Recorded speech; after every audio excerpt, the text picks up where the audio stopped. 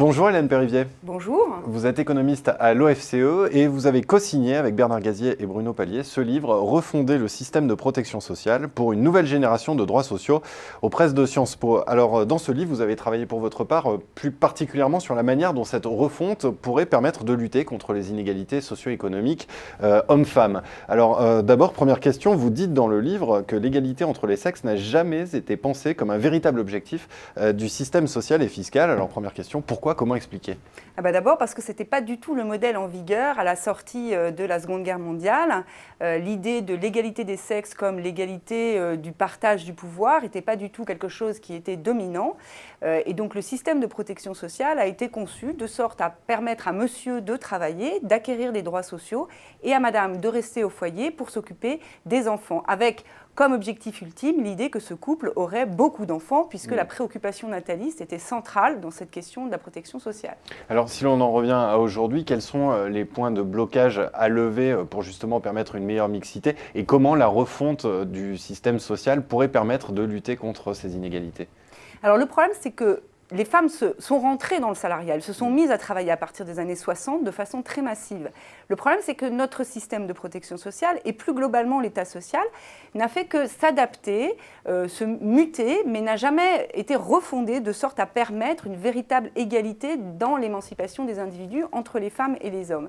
Alors de fait, on se retrouve avec un système dans lequel les femmes sont toujours en charge de l'essentiel des tâches domestiques et familiales, et même si une partie de ces tâches a été externalisée à l'extérieur de la famille, par des questions de mode de garde, des politiques familiales et des politiques sociales qui permettent aux femmes de travailler, elles restent néanmoins les premières pourvoyeuses de ce type de tâches et de fait, les inégalités sur le marché du travail persistent. Donc il nous faut repenser l'intégralité de notre organisation économique et sociale et donc le système de protection sociale en particulier pour permettre à chacun et à chacune d'avoir une carrière qui lui permette aussi d'avoir une vie privée, une vie familiale adéquate. En décembre 2013, Séverine Lemierre, qui était venue sur ce plateau, avait remis un rapport à la ministre Najat Vallaud-Belkacem dans lequel elle préconisait d'instaurer une déconjugalisation de l'impôt sur le revenu. Bon, alors, le rapport a été enterré. Néanmoins, que pensez-vous de cette proposition ? C'est une bonne piste ? Oui, c'est une bonne piste, parce que ça participe à l'idée que notre système est un système familialiste et qu'il nous faut désormais penser un système qui permette l'émancipation des individus. Et tant qu'on noiera la situation des individus dans la famille, tant qu'on ne cherchera pas à comprendre quelle est la situation sociale et économique d'un individu dans sa famille et qu'on le mettra dans cette boîte noire qu'est la famille, on n'arrivera pas à atteindre l'égalité entre les sexes. Alors ça n'est pas la seule solution, mais l'individualisation de l'impôt fait partie des politiques d'égalité qui permettront d'avancer en matière d'égalité entre les femmes et les hommes. Hélène Périvier, dans vos travaux, vous insistez beaucoup sur la notion de trajectoire pour construire ce nouveau modèle social. Qu'est-ce que vous entendez par cette notion de trajectoire ? Alors en fait, il nous semble assez important de reconstruire les droits sociaux dans une perspective de cycle de vie, avec l'idée d'accompagner les individus de la naissance jusqu'à la mort, de sorte à ce que leur vie soit la plus facile, en tout cas la plus lisse au regard des différents aléas qui peuvent arriver. Alors si on prend le cas de la petite enfance, on voit qu'aujourd'hui, un enfant peut être scolarisé à 3 ans et demi ou à 2 ans et demi, il peut être en crèche et socialisé à 1 an ou être chez une assistante maternelle encore tardivement. On n'a pas réussi à construire un système qui permettait à chaque enfant d'accéder à une socialisation à un âge adéquat. De la même façon, le passage et la transition de l'enfant dépendant de ses parents à l'adulte autonome n'est pas très bien pensé dans notre système de protection sociale.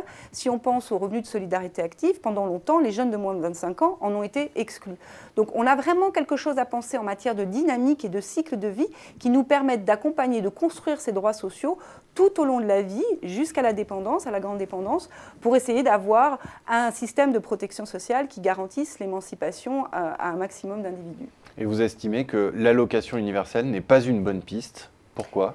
Alors, l'allocation universelle pose un certain nombre de problèmes. D'abord, comme le disait Robert Castel, qui a participé aussi à cet ouvrage, ça déconnecte complètement l'idée de revenu de l'idée de travail. Or, on a quand même besoin d'avoir un lien entre les deux, même s'il est parfois complexe d'articuler les deux. Par ailleurs, en l'état actuel des normes de genre, dont je parlais tout à l'heure, c'est-à-dire qu'on a toujours des femmes qui sont quand même plus centrées sur la famille et les hommes beaucoup plus centrés sur le marché du travail, une allocation universelle pourrait avoir un effet pervers qui se rapprocherait d'un salaire maternel et qui éloignerait bien notre société de la question de l'égalité femmes-hommes.